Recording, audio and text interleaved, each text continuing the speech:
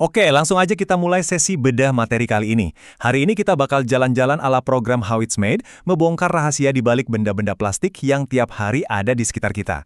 Jujur aja, kita sering banget ngeremehin barang-barang ini kan? Padahal sains dan teknik di balik pembuatannya itu, wah benar-benar luar biasa. Siap-siap ya, karena habis ini, cara kalian melihat plastik bakal berubah total. Nah, ini dia rute perjalanan kita hari ini. Pertama, membentuk dunia modern.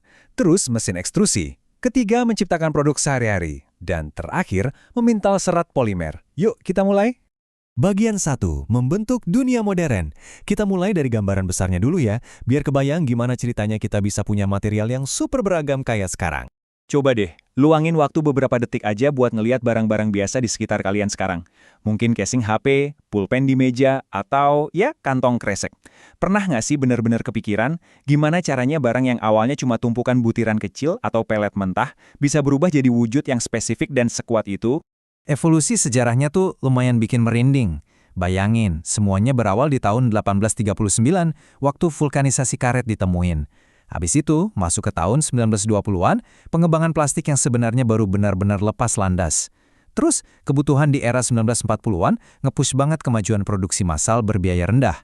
Sampai akhirnya, boom! Di tahun 1970-an kita mulai kenal komposit yang diperkuat. Ini material canggih yang sekarang malah dipakai buat bikin komponen pesawat terbang loh. Yang bikin geleng-geleng kepala itu, variasi operasi pembentukannya yang banyak banget.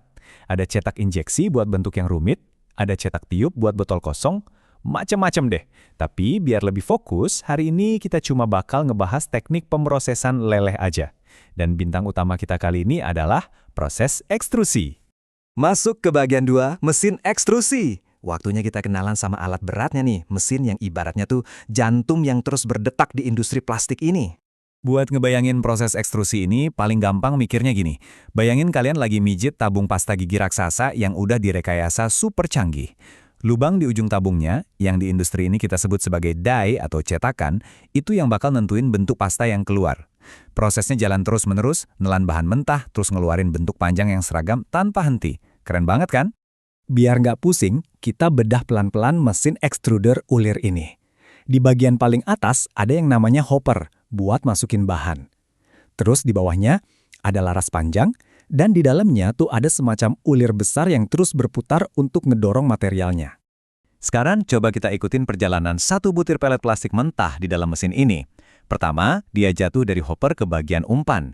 Nah, pas ulirnya muter, si pelet ini kedorong maju ke bagian leleh. Disinilah keajaibannya terjadi. Pemanas dari luar ditambah gesekan super kuat dari ulir yang muter tadi, bikin panas yang luar biasa. Peletnya mulai meleleh deh.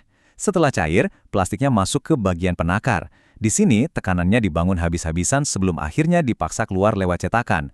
Benar-benar lingkungan dengan suhu dan tekanan yang ekstrim banget. Bagian 3. Menciptakan produk sehari-hari. Kita lanjut ya. Sekarang kita bakal lihat gimana plastik cair yang kental tadi disulap dengan super cepat jadi barang-barang yang sering banget kita pakai. Proses yang satu ini tuh literally nyatu banget sama keseharian kita. Mulai dari kabel listrik di dalam tembok rumah, pipa kaku buat saluran air, sampai kemasan makanan berlapis yang bikin makanan kalian tetap awet. Ngomong-ngomong soal kemasan makanan, industri ini sering banget pakai metode yang namanya koekstrusi. Jadi beberapa jenis plastik beda diekstrusi barengan buat ngasih sifat tahan air, tahan minyak, dan aman buat makanan. Semuanya digabung dalam satu lembaran aja. Gila kan? Tapi, ini bawa kita ke satu tantangan teknik yang lumayan bikin penasaran. Gimana caranya kita bikin lapisan film plastik yang panjang banget dan super tipis, tapi nggak langsung robek pas kalian masukin sekotak susu yang berat ke dalamnya? Rahasianya tuh ada di teknik yang namanya orientasi biaksial. Jadi, alih-alih dicetak jadi lembaran datar, mesinnya mengekstrusi plastik jadi bentuk tabung vertikal, terus ditiup pakai udara dari tengahnya. Plastik cair tadi langsung ngembang jadi kayak balon raksasa.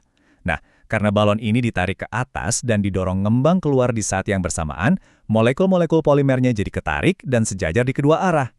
Inilah alasan logis kenapa kantong plastik tipis bisa punya kekuatan luar biasa yang sering bikin kita kaget. Bagian 4, memintal serat polimer. Terakhir, mari kita ubah sedikit fokus kita. Kita bakal lihat gimana konsep dasar ekstrusi yang persis sama ternyata bisa dipakai buat bikin baju sintetis yang kita pakai sehari-hari. Walaupun istilah memintal ini awalnya minjem dari dunia tekstil alami kayak pembuatan benang kapas atau wool, di dunia plastik ini sebenarnya proses ekstrusi termal dan kimiawi yang kecepatannya tuh di luar nalar.